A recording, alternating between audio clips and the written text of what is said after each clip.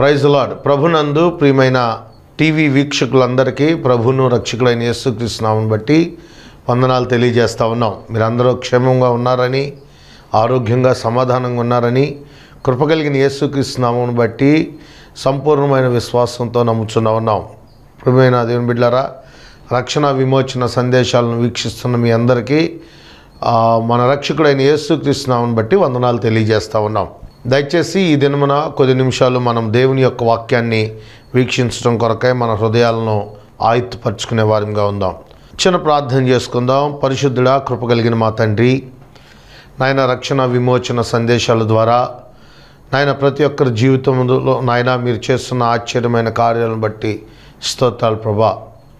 నాయన సందేశం మీరు మాకు అందిస్తే అది మా జీవితాలకు ఆశీర్వాదకరం. పరిశుద్ధాత్ముడా, మా జీవితాలను బలపరచండి నాయన. మాకు ఆశ్రయ దుర్గంగా నీ సందేశాలు మాకు ఉంచండి ప్రభా. నీ వాక్కు ద్వారా మమ్మల్ని బలపరచమని, దేవా నీ శక్తిని మాకు అనుగ్రహించమని, మీరే మా అందరితోనూ మాట్లాడమని మా ప్రభువును ప్రియరక్షకులైన యేసుక్రీస్తు నామమును బట్టి ప్రార్థించి బ్రతిమలాడి వేడుకుంటున్నాం తండ్రి, ఆమేన్. ప్రభునందు ప్రియమైన దేవుని బిడ్డలారా, మనము దేవుని యొక్క వాక్యమును కనుక పరిశీలించి కనుక చూడగలిగితే చాలా అమూల్యమైన సత్యాలను మనం అర్థం చేసుకోగలిగిన వారమై ఉంటాం. నేను ఈరోజు గ్రేట్ ప్రామిస్, ఒక గొప్ప వాగ్దానాన్ని గురించి మీతో పంచుకోవాలి అని ఆశపడతా ఉన్నాను.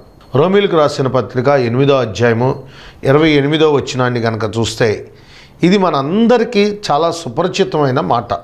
దేవుణ్ణి ప్రేమించు వారికి, అనగా ఆయన సంకల్పం చొప్పున పిలువబడిన వారికి మేలు కలుగుటకై సమస్తమును సమకూడి జరుగుతున్నవని ఎరుగుదుము. ఈ మాటను గనక మనం అర్థం చేసుకుంటే ఇక్కడ రెండు విభాగాలుగా ఈ మాటను, ఈ వచనాన్ని గనక మనం విభజిస్తే, దేవుణ్ణి ప్రేమించు వారికి the first point, and second రెండోది కనుక చూస్తే ఆయన సంకల్పం చొప్పున పిలువబడిన వారికి. ఈ రెండు విషయాలను మనం అర్థం చేసుకోవాలి. ఎందుకు ఇది చాలా గొప్ప వాగ్దానము అని నేను ఈ మాటను చెప్తున్నాను అని అంటే, మేలు కలుగుటకై సమస్తము సమకూడి జరుగుతున్నవని మనం ఎరగాలి. ఎవరో దేవుణ్ణి ప్రేమించేవారికి, ఆయన సంకల్పం చొప్పున పిలువబడేవారికి, ఈ ఇద్దరికి సమస్తము సమకూడి జరుగుతున్నవి అనే విషయాన్ని మనం గమనించాలి. ఇక్కడ సమస్తము సమకూడి జరుగును అనే మాటను మనం చూసినప్పుడు చాలామంది ఏమనుకుంటారు అని అంటే, ఇది కేవలం బ్లెస్సింగ్స్తో కూడిన మాటే అనుకుంటారు. కాదు, సమస్తము అనే మాటలో నీ జీవితంలో వచ్చే దుఃఖం ఉంది, నీ జీవితంలో వచ్చే కష్టం ఉంది, నీవు అనుభవిస్తున్న శోధనలు ఉన్నవి. ప్రతి మాటను మనం అధ్యయనం, ప్రతి విషయాన్ని మన జీవితంలో అధ్యయనం చేసుకోవచ్చు.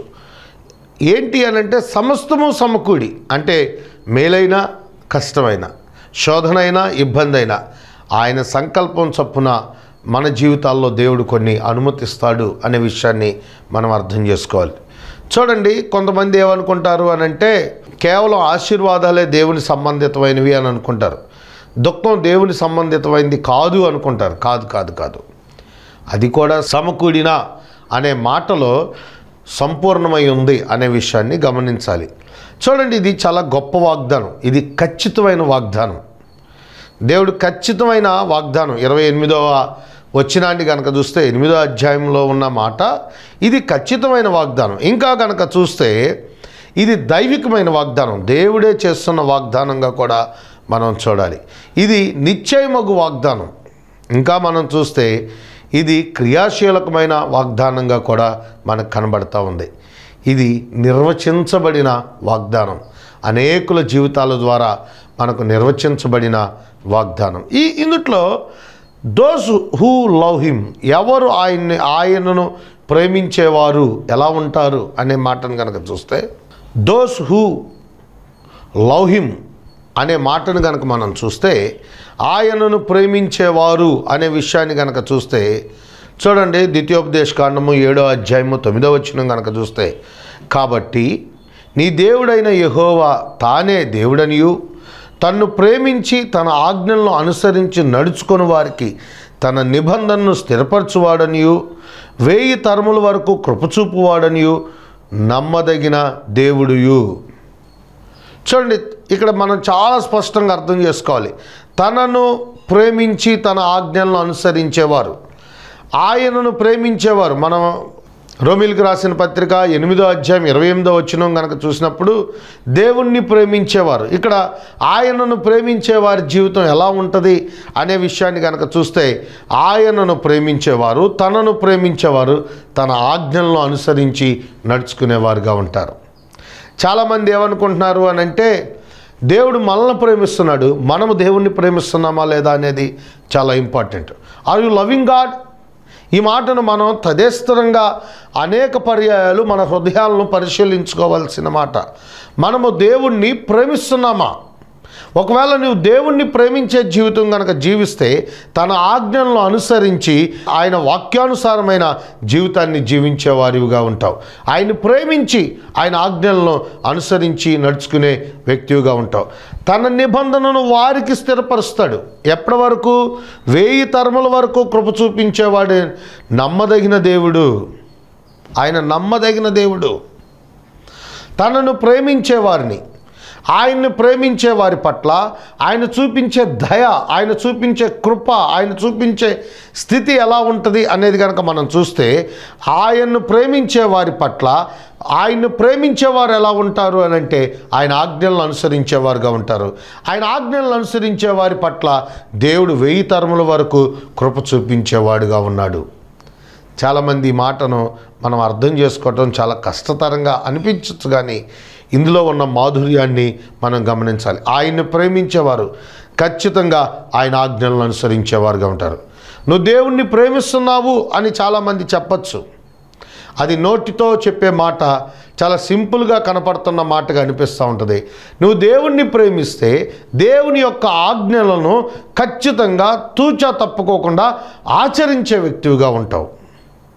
అలవాటుగా కాదు కానీ, పరిపాటుగా కాదు కానీ, దేవుని యొక్క వాగ్దానాన్ని నీ జీవితంలో, ఆయన వాగ్దానం నమ్మదగినది, అది నా జీవితంలోనికి నేను ఆపాదించుకోవాలి అని అంటే, first you should love the God. నువ్వు దేవుణ్ణి ప్రేమించే వ్యక్తిగా ఉండాలి. ఇంకోటి కనుక చూస్తే, కీర్తనల గ్రంథము 145వ అధ్యాయము 20వ వచనం కనుక చూస్తే, యెహోవా తన్ను ప్రేమించు వారందరినీ కాపాడేవాడు. బాగా అర్థం చేసుకోవాలి. ఆయన్ని ప్రేమించి తన ఆజ్ఞలను అనుసరించి నడుచుకునే వారికి తన నిబంధనను స్థిరపరిచి 1000 తరముల వరకు కృప చూపించేవాడు.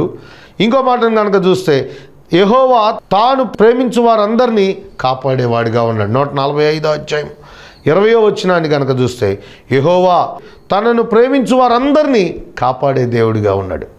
ఎవరైతే ఆయన్ని ప్రేమిస్తారో వారందరినీ దేవుడు కాపాడేవాడిగా ఉన్నాడు. నా ప్రియ సహోదరి, నువ్వు ఆయన్ని ప్రేమిస్తున్నావా లేదా? నీ అంతరంగంలో దేవుని పట్ల ప్రేమ ఉందా లేదా అనే దానిని నువ్వు గ్రహించాలి. చాలామంది ఆయన ప్రేమించడం ప్రారంభించరు, ఆయన కొరకు జీవించడం ప్రారంభించరు, కానీ ఆయన దగ్గర నుంచి ఉన్నతమైన వాటిని యాక్సెప్ట్ చేస్తూ ఉంటారు, అడుగుతూ ఉంటారు. లార్డ్ వి నీడ్ అని అంటూ ఉంటారు. నేను ఈ ప్రశ్న వేయాలనుకుంటున్నా, ఖచ్చితంగా దేవుడు చేసే దేవుడై ఉన్నాడు. నువ్వు ఆయన్ని ప్రేమిస్తున్నావా? నువ్వు ఆయన్ని ప్రేమిస్తున్న జీవితం జీవిస్తున్నావా? నువ్వు ప్రేమించే జీవితం కనుక జీవిస్తే దేవుడు ఖచ్చితంగా ఆయన నిబంధనను నీ జీవితంలో స్థిరపరిచేవాడుగా ఉన్నాడు. 1000 తరముల వరకు కృప చూపించేవాడుగా ఉన్నాడు. తనను ప్రేమించే వారిని కాపాడే దేవుడిగా కూడా ఉన్నాడు. ఇంకా మనం చూస్తే, కొరింథీయులకు రాసిన మొదటి పత్రిక 2వ అధ్యాయం 9వ వచనం కనుక చూస్తే, దేవుడు తన్ను ప్రేమించు వారి కొరకు ఏవి సిద్ధపరచునో అవి కంటికి కనబడలేదు, చెవికి వినబడలేదు, మనుషుని హృదయమునకు గోచరము కాలేదు అని వ్రాయబడి ఉన్నది. చూడండి, ఈ మాటను మనం చూస్తే, దేవుణ్ణి ప్రేమించే వారికి ఈ 3 విషయాలు బాగా గుర్తుపెట్టుకోవాలి. If you not love the lord, నువ్వు దేవుణ్ణి ప్రేమించుకోకుండా దేవుని దగ్గర నుంచి ఎక్స్పెక్ట్ చేయటం చాలా తప్పు. దేవుణ్ణి ప్రేమించి దేవుని యొక్క వాక్యానుసారమైన జీవితాన్ని జీవిస్తూ ఉంటే ఆ వాగ్దాన ఫలాలను అనుభవించే వ్యక్తిగా ఉంటావు. చాలామంది దేవుణ్ణి ప్రేమించడానికి ఇష్టపడే వ్యక్తులుగా ఉండరు. ప్రియమైన దేవుని బిడ్డలారా, నువ్వు దేవుణ్ణి ప్రేమించే వ్యక్తిగా కనుక ఉంటే తాను ప్రేమించు వారిని ఆయన కాపాడేవాడుగా ఉంటాడు. తనను ప్రేమించే వారిని ఆయన కాపాడేవాడుగా ఉంటాడు. తనను ప్రేమించి తన ఆజ్ఞలను అనుసరించే వారితో నిబంధనను స్థిరపరిచేవాడుగా ఉన్నాడు. ఎన్ని తరాలంటే 1000 తరాలు. తనను ప్రేమించే వారి కొరకు తాను ఏమి సిద్ధపరిచాడు అని అంటే, సిద్ధపరిచినవి కంటికి కనబడవు, చెవికి వినబడవు, ఆ హృదయానికి గోచరము కాని సంగతులు, ఎన్నో గొప్ప అదృశ్యమైన సంగతులు నీ పక్షాన దేవుడు దాచి ఉంచాడు అనే విషయాన్ని గుర్తుపెట్టుకోవాలి. ఇంకో విషయాన్ని కనుక చూస్తే, యాకోబు రాసిన పత్రిక 1వ అధ్యాయం 12వ వచనం కనుక చూస్తే, శోధనలు సహించువాడు ధన్యుడు, అతడు శోధనకు నిలిచిన వాడై ప్రభు తనను ప్రేమించు వారికి వాగ్దానం చేసిన జీవ కిరీటం పొందును. ప్రభు తనను ప్రేమించు వారికి, if you love Lord you will get the crown, బహుమానాన్ని పొందే వ్యక్తిగా ఉంటాం. నా ప్రియ సహోదరి సహోదరుడా, వింటున్న దేవుని యొక్క వాక్యాన్ని వింటున్న నీవు నీ హృదయాన్ని తెరచి ఈ మాటలను నీ హృదయంలోనికి చేర్చుకోవలసిన వ్యక్తిగా ఉన్నావు. నువ్వు దేవుణ్ణి ప్రేమిస్తున్నావా? నీ అంతరంగంలో are you loving Lord truthfully? దేవుణ్ణి నిజముగా నీ అంతరంగంలో ప్రేమిస్తున్న వ్యక్తిగా ఉన్నావా? దేవుని యొక్క మాటకు యథార్థంగా లోబడే వ్యక్తిగా ఉన్నావా? చూడండి, చాలామంది చెప్తూ ఉంటారు దేవుడు లోకమును ఎంతో ప్రేమించను. ఎస్, దేవుడు లోకాన్ని ప్రేమిస్తున్నాడు. లోకంలో ఉన్న నీవు లోకాన్ని కాదనుకున్న నీవు దేవుణ్ణి ప్రేమిస్తున్నావా? దేవుణ్ణి గనక నువ్వు ప్రేమించగలిగితే ఆయన చేస్తున్న వాగ్దానాలు నీ పట్ల నెరవేరుతాయి. నువ్వు ప్రేమించే వ్యక్తిగా ఉండాలి. తనను ప్రేమించే వారికి, ఇప్పుడు మనం కనుక చూస్తే, తనను ప్రేమించే వారికి, తన ఆజ్ఞలను అనుసరించే వారికి ఆయన నిబంధనను స్థిరపరిచేవాడుగా ఉన్నాడు. తనను ప్రేమించే వారిని యెహోవా కాపాడేవాడుగా ఉన్నాడు. తనను ప్రేమించే వారికి దేవుడు చేసే సంగతులు కంటికి కనబడవు, చెవికి వినబడవు, హృదయానికి గోచరము కాని, అంటే ఆయన చేసే ఆశ్చర్యమైన కార్యాలు, స్టెప్ బై స్టెప్ ఆయన ఇచ్చే కార్యాలు మనం అర్థం చేసుకోలేం. ఇంకా కనుక చూస్తే తనను ప్రేమించే వారికి జీవ కిరీటాన్ని దేవుడు ఏర్పాటు చేయబోతున్నాడు. Are you loving God? చాలామంది ఏమనుకుంటారు అని అంటే, దేవుణ్ణి ప్రేమించే విషయంలో దూరంగా ఉంటారు. దేవుణ్ణి ప్రేమించుకోకుండా ఇంకా లోకాన్నే వెంబడిస్తూ ఉంటారు, లోకానుసారమైన జీవితాన్నే జీవిస్తూ ఉంటారు. కానీ దేవుడి దగ్గర నుంచి ప్రతిఫలాలను ఆశిస్తూ ఉంటారు. దేవుని దగ్గర నుంచి ఉన్నతమైన వాటిని ఎక్స్పెక్ట్ చేస్తూ ఉంటారు. దేవుణ్ణి కాపాడమని అడుగుతూ ఉంటారు. దేవా నీ వాగ్దానాలు నా జీవితంలో స్థిరపరచయా అని అడుగుతూ ఉంటారు. దేవా ఈ శోధనలో నుంచి మమ్మల్ని తప్పించయా అని ప్రార్థన చేస్తూ ఉంటాడు. నా ప్రియ సహోదరి సహోదరుడా, ఆర్ యు లవింగ్ లార్డ్? చూడండి, ఈ మాటను కొద్దిగా మన హృదయాలతో అర్థం చేసుకోవాల్సిన వారు. ఆయన్ని ప్రేమించేవారు ఖచ్చితంగా ఆయన ఆజ్ఞలను అనుసరించేవారుగా ఉంటారు. ఆయన ప్రేమించేవారు ఖచ్చితంగా ఆయన వాక్యానికి విధేయులైన వారుగా ఉంటారు. ఆయన ప్రేమించేవారు ఆయన కొరకు జీవించడానికి ఇష్టపడేవారుగా కూడా ఉంటారు. వారి జీవిత పర్యాంతము, వారి జీవిత కాలమంతయు దేవునికి కృతజ్ఞత కలిగిన వారై, ఆయన చేసిన ఆశ్చర్యమైన కార్యాలకు లోబడిన వారై జీవించేవారుగా ఉంటారు. మనుషుల వైపు చూడరు, లోకం వైపు చూడరు, మనుషులు చెప్తున్న మాటల పట్ల విశ్వసించరు, కానీ దేవుని యొక్క వాక్యం పట్ల విశ్వాసం ఉంచిన వారై దేవుణ్ణి వెంబడించేవారుగా ఉంటారు. నా ప్రియ సహోదరి సహోదరుడా, నువ్వు దేవుణ్ణి ప్రేమిస్తున్నావా? ఆయన ప్రేమిస్తే ఆయన వాగ్దానాలు నీ జీవితంలో సంతరించుకోగలుగుతావు, లేకపోతే నువ్వు సంతరించుకోలేవు అని నేను చెప్పడంలో కూడా ఎలాంటి సందేహం లేదు, ఎలాంటి సందేహం లేదు. నా ప్రియ సహోదరి సహోదరుడా, వింటున్న నీవు ఈ విషయాన్ని అర్థం చేసుకోవాలి. చూడండి, ఆయన్ని ప్రేమించేవారు ఎలా ఉంటారో చూద్దాం. చూడండి, ఆయన ప్రేమించే వారి కొరకు దేవుడు ఏం చేస్తున్నాడో మనం ఇప్పటి వరకు చూసాం. ఆయన ప్రేమించేవారు అంటే పిలువబడిన వారు ఎలాంటి జీవితాలను జీవిస్తారు అని అంటే, పిలువబడిన వారు సాక్రిఫైజ్డ్గా జీవించడానికి ఇష్టపడతారు, కృతజ్ఞత కలిగిన జీవితాన్ని జీవించడానికి ఇష్టపడతారు, దేవునికే తమ జీవితాన్ని సంపూర్ణంగా సమర్పించుకునే జీవితాన్ని జీవిస్తారు. నేను కొన్ని భక్తుల యొక్క మోడల్స్ని ఇక్కడ ఎగ్జాంపుల్గా ఉంచాలి అని ఆశపడతా ఉన్నా. ఉదాహరణకు, మన విశ్వాసులకు తండ్రి అయిన అబ్రహాము యొక్క జీవితాన్ని కనుక మనం చూసుకుంటే, అబ్రహాము తన జీవితంలో ఉన్న కార్యాలను కనుక మనం చూసుకుంటే దేవునికి అతడు ఏ విధంగా తన జీవితాన్ని సమర్పించుకున్నాడో మనకు అర్థమవుతూ ఉంది. అంతరంగంలో దేవుని పట్ల ఏ రకమైన ప్రేమ కలిగిన వాడో మనకు అర్థమవుతూ ఉంటుంది. మనం ఆదికాండం 22వ అధ్యాయము మొదటి 2 వచనాలు కనుక చూస్తే, ఆ సంగతులు జరిగిన తర్వాత దేవుడు అబ్రహామును పరిశోధించెను. మనందరికీ తెలుసు 22వ అధ్యాయము దేవుడు ఏ రకంగా అబ్రహామును పరిశోధించాడు, అబ్రహాముని దేవుడు ఏ రకంగా పరిశోధించాడు అనే మాటను చూస్తే 2వ వచనంలో చూడొచ్చు మనం. అప్పుడు ఆయన, నీ ఒక్కడై ఉన్న నీ కుమారుడు అనగా నీవు ప్రేమించు ఇస్సాకును తీసుకొని మోరియా దేశమునకు వెళ్ళి అక్కడ నేను నీకు చూపించబో పర్వతంలో ఒకదాని మీద దహన బలిగా అతనిని అర్పించమని చెప్పెను. తాను ప్రేమిస్తున్న, చూడండి, అబ్రహాము విశ్వాసము కలిగిన వాడై ఉన్నాడు, దేవుని యొక్క మాటకు లోబడిన వాడుగా ఉన్నాడు. దేవుడు లే అనంటే లేచాడు. తన ఊరిని, తన ప్రదేశాన్ని, తన బంధువుల్ని, తన వారిని అందరినీ విడిచిపెట్టి దేవుణ్ణి వెంబడిస్తుకుంటూ నడుస్తున్న వ్యక్తిగా ఉన్నాడు. కొన్ని సంవత్సరాల తర్వాత దేవుడు ఏదైతే వాగ్దానం చేశాడో, తన జీవితంలో సంతానాన్ని దేవుడు అనుగ్రహిస్తే ఆ ఒక్కగానొక్క కుమారుడైన అబ్రహాముకు వాగ్దాన పుత్రుడైన ఇస్సాకును దేవుడు తిరిగి అర్పించమని అడుగుతూ ఉన్నాడు. మనందరం 22వ అధ్యాయాన్ని తదస్థంగా కనుక మనం ధ్యానం చేస్తూ ఉంటే చాలా ఆశ్చర్యం కలుగుతూ ఉంటుంది. చూడండి, అబ్రహాం బయలుదేరాడు, దేవుణ్ణి ప్రేమిస్తున్నాడు. తన అంతరంగంలో దేవుని తప్ప మరెవరికి ప్రాథమికమైన స్థానం లేదు అని తెలుసుకోవటం ఎలా అనంటే, అబ్రహాం బయలుదేరాడు. ఒక్కగానొక్క వాగ్దాన కుమారుడైన ఇస్సాకును బయలుదేరి తీసుకొని వెళ్తూ ఉన్నాడు. తన భార్యకు చెప్పలా, ఉదయాన్నే బయలుదేరి వెళ్ళాడు. అలాగే తనతో పాటు 2 పనివాళ్ళను తీసుకొని వెళ్ళాడు. ఆ మోరియా పర్వతం క్రిందే వారిని విడిచిపెట్టేశారు. ఇస్సాకును తీసుకొని వెళ్తూ ఉన్నాడు. ఇస్సాకు అడుగుతూ ఉన్నాడు, నానా కట్లున్నాయి, నొప్పి ఉంది, బలిపశువు ఏది నానా? చూడండి, ఒక్కడై ఉన్న, ఇక్కడ వాక్యంలో కనుక మీరు చూస్తే నీవు ప్రేమించు ఇస్సాకును బాగా ప్రేమిస్తూ ఉన్నాడు దేవుడు. ఆ ఇస్సాకుని చాలా బాగా ప్రేమిస్తున్నాడు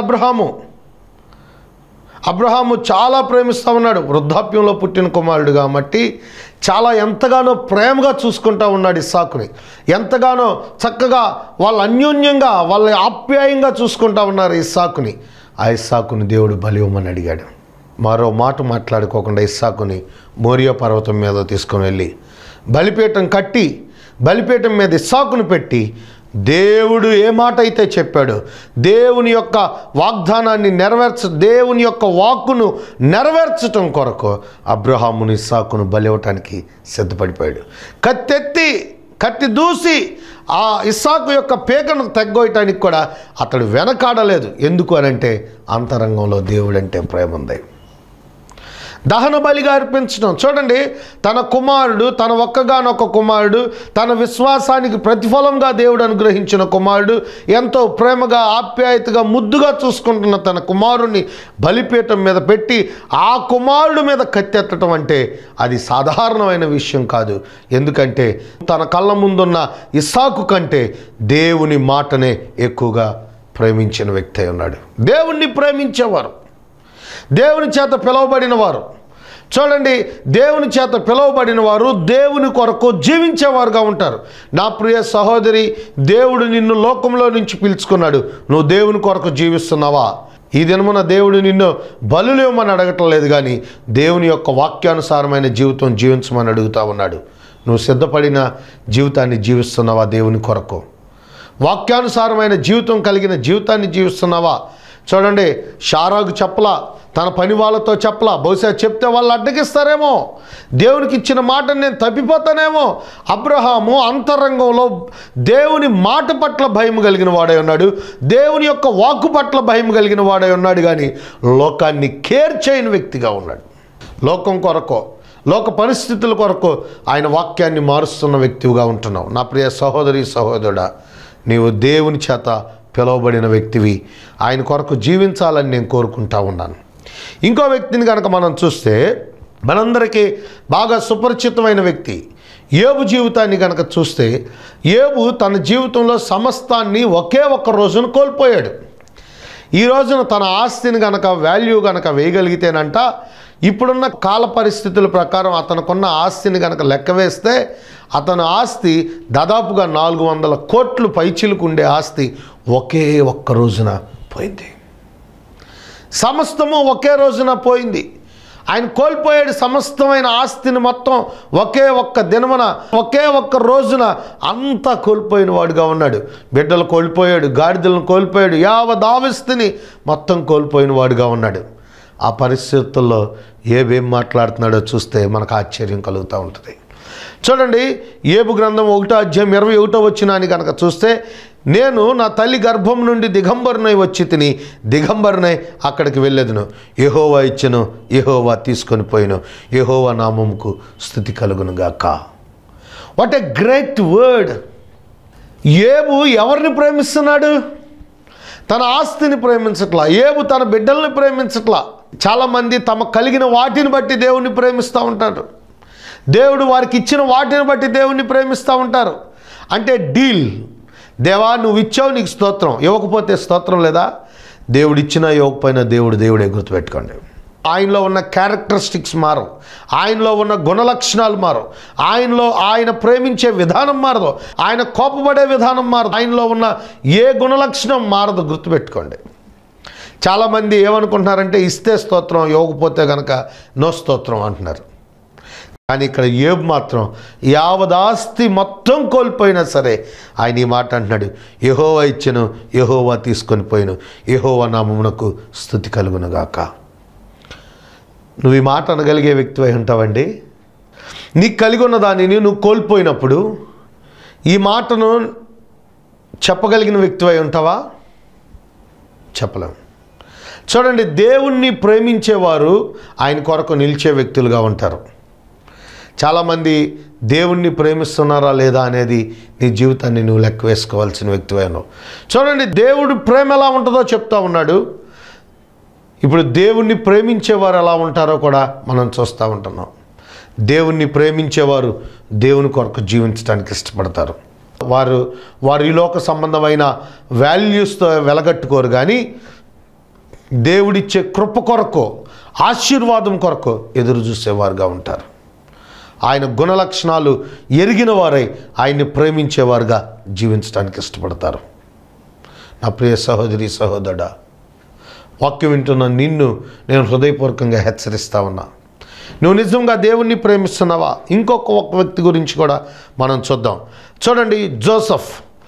యోసేపు జీవితాన్ని కనుక చూస్తే, యోసేపు జీవితాన్ని మనం చూస్తే, యాకోబు కుమారుడైన యోసేపు తన జీవితంలో అన్నీ కోల్పోయి ఒక్కసారి వారసత్వాన్ని కోల్పోయి దాసుడుగా మిగిలిపోయాడు, బానిసగా మిగిలిపోయాడు, బానిసత్వపు స్థితిలో ఉన్నాడు. ఆ తర్వాత అతడు, మనందరికీ తెలుసు అతని స్టోరీ, అతడు తిరిగి మరలా ఐగుప్తుకు ప్రైమ్ మినిస్టర్ అంత పోస్ట్లోకి అతను వెళ్ళిపోయాడు. వాళ్ళ అన్నలు తిరిగి వచ్చారు. ఐగుప్తుని 7 సంవత్సరాల కరువులో నుంచి కాపాడాడు. ఇశ్రాయేలీల్ని, ఆ యాకోబు సంతానాన్ని 7 సంవత్సరాల కరువులో నుంచి కాపాడాడు. అంతా జరిగినాక ఆయన ఈ మాట అంటున్నాడు. ఆదికాండం 50:20 కనుక చూస్తే, ఈ మాటను కనుక మీరు అర్థం చేసుకుంటే, చూడండి, మీరు నాకు కీడు చేయని ఉద్దేశించరు కానీ నేటి దినమున జరుగునట్లు, అనగా బహు ప్రజలకు బ్రతికించినట్లుగా అది మేలుకే దేవుడు ఉద్దేశించాడు. ఇది జరిగిందంతా మేలుకే దేవుడు ఉద్దేశించాడు. అంటే చూడండి, అతను అక్కడ ఉండటం, బానిసగా ఉండటం, జైల్లో ఉండటం, ఇవన్నీ దేవుడు మేలుకే చేశాడని దేవుణ్ణి అర్థం చేసుకున్నవారు, దేవుణ్ణి పిలిచిన వారు, కష్టకాలాల్లో దేవుని దూషించటం, మంచి జరిగినప్పుడు దేవుణ్ణి సేవించటం చేయరు. చూడండి, అందుకని ఈ పిలువబడిన వారు, దేవుని సంకల్పంలో ఉన్నవారు, వీరు ఖచ్చితంగా ఎలా జీవిస్తారో మనం అర్థం చేసుకోవచ్చు. దోస్ హూ లవ్ హిమ్, ఆయన్ని ప్రేమించేవారు ఆయన ఆజ్ఞలను పాటించేవారుగా ఉంటారు. దోస్ హూ కాల్డ్, ఎవరైతే పిలువబడ్డారో వారు దేవుని కొరకు జీవించేవారుగా ఉంటారు. నా ప్రియ సహోదరి, నువ్వు ఆయన్ని ప్రేమిస్తున్నావా? ఆయన చేత పిలువబడిన నీవు ఆయన కొరకు జీవిస్తున్నావా? ఆయన కలువరి సిలువలో నుంచి నేను పిలుస్తూ ఉన్నాడు. ఆయన మన కొరకు వెలకట్టలేని పెనాల్టీని ఆయన మన కొరకు చెల్లించి మనల్ని పిలుస్తూ ఉన్నాడు. కనుక నువ్వు ఆయన ప్రేమను అర్థం చేసుకోగలిగిన వ్యక్తివై ఉన్నావా? నీవు ఆయన కొరకు జీవించగలిగిన వ్యక్తివై ఉన్నావా? ఆయన సంకల్పానుసారమైన బ్రతుకును బ్రతకటం కొరకు ఇష్టపడిన వ్యక్తివై ఉన్నావా? ఈ గొప్ప వాగ్దానం నీ జీవితంలో నువ్వు పొందుకోవాలి అని అంటే నువ్వు ఆయన ప్రేమించే వ్యక్తిగా ఉండాలి. ఆయన చేత పిలువబడిన నీవు ఆయన కొరకు జీవించే వ్యక్తిగా ఉండాలి. ఈ 2 రకాలైన జీవితాల్లో నువ్వు జీవిస్తున్నప్పుడు దేవుడు నిన్ను ఆశీర్వదిస్తాడు. ఈ 2 రకాలైన జీవన అవలంబనలో నువ్వు కొనసాగుతూ ఉన్నప్పుడు దేవుడు నిన్ను ఆశీర్వదిస్తాడు. నువ్వు ఆయన్ని ప్రేమించడం అనేది చాలా గొప్ప తరుణం నీ జీవితంలో. ఆయన్ని ప్రేమించి ఆయన పిలిచాడు కాబట్టి పిలుపుకు నమ్మదగిన జీవితాన్ని జీవించడం అనేది చాలా ప్రాముఖ్యం. ఈ వాక్యాన్ని వింటున్న నీవు ఈ సందేశం ద్వారా బలపడాలని నేను కోరుకుంటా ఉన్నాను. ఒకవేళ నిన్ను హత్య చేసినందుకు నేనేం బాధపడలా. ఈ సందేశం నీ జీవితానికి ఆశీర్వాదకరంగా ఉండాలి అనంటే, నీ బ్రతుకు దీవించబడాలి అనంటే ఈ సందేశాన్ని నీ హృదయంలోనికి చేర్చుకోవాల్సిన అవసరం ఉంది. నిన్ను నీవే నీ వ్యక్తిగత జీవితాన్ని పరిశీలన చేసుకోవాల్సిన అవసరం ఉంది. ఈ వాక్యాన్ని నీ హృదయంలోనికి చేర్చుకొని ఆయన్ని ప్రేమించే వ్యక్తివిగా, పిలువబడిన పిలుపుకు విధేయులమైన జీవితాన్ని జీవించే వ్యక్తులముగా ఉందాం. చూడండి, నేను దేవుని విశ్వసించాలని నిశ్చయించుకోవాలి. నేను దేవునికి కృతజ్ఞునై ఉండాలి అని నిశ్చయించుకోవాలి. నేను విసుగక దేవుని సన్నిధిలో విసుగక ఉండాలి అనేది మనం నిశ్చయించుకోవాలి. ఈ 3 తీర్మానాలు నీ జీవితంలో ఉండాలి. ఏంటి అనేది అంటే, ఆయన ప్రేమించే నీవు, ఆయన చేత పిలువబడిన నీవు ఈ మాటను అనుకోవాలి. నేను దేవుణ్ణే విశ్వసించాలి అని నువ్వు నిశ్చయించుకోవాలి. నేను దేవునికే కృతజ్ఞునై ఉండాలి అని నువ్వు నిశ్చయించుకోవాలి. విసుగక ఆయన సన్నిధిలో ఉండాలి అని నిశ్చయించుకోవాలి. నా ప్రియ సహోదరి సహోదరుడా, దేవుని యొక్క వాక్యం నీతో మాట్లాడుతూ ఉంది. నీ హృదయాన్ని తెరచి ఆయన వెంబడించే వ్యక్తిగా ఉండు. తల వంచండి, ప్రార్థన చేద్దాం. పరిశుద్ధుడా మా తండ్రి, మీ వందనాలు. వాక్యం ద్వారా మీరు మాట్లాడుతున్న ప్రతి మాటను బట్టి స్తోత్రాలు ప్రభా. నాయన, మేము నిన్ను ప్రేమించేవారంగా, నాయన మేము నీ చేత పిలువబడ్డాం తండ్రి. పిలిచిన పిలుపుకు విధేయులమైన జీవితాలు జీవించేవారంగా మేము ఉండులా సహాయం దయచండి. నీ వాగ్దానాలన్నీ మా జీవితంలో నెరవేరుతాయి తండ్రి. నాయనా, మీరు మమ్మల్ని ప్రేమిస్తున్నారు, మేము నీకు విధేయులమవులో సహాయం దయచండి. విన్న వాక్యమును వారి హృదయాల్లో నీరు కట్టి ఫలింపు చేసి, దేవా, ప్రతి ఆశీర్వాదం చేత వారిని తృప్తిపరచమని, నీ విధేయులై ఉండులో సహాయం దయచమని మా ప్రభువును రక్షకులైన యేసుక్రీస్తు నామమున బట్టి ప్రార్థించి బ్రతులాడి వేడుకుంటున్నాం తండ్రి. ఆమెన్. వాక్యం వింటున్న ప్రియ సహోదరి సహోదరులకు ప్రభు పేట వందనాలు తెలియజేస్తూ ఉన్నాను. దయచేసి మీ ప్రార్థన అవసరతలు ఏమైనా ఉంటే మమ్మల్ని కాంటాక్ట్ చేయండి. మేము మీ కొరకు ప్రార్థన చేస్తాం. May God bless you.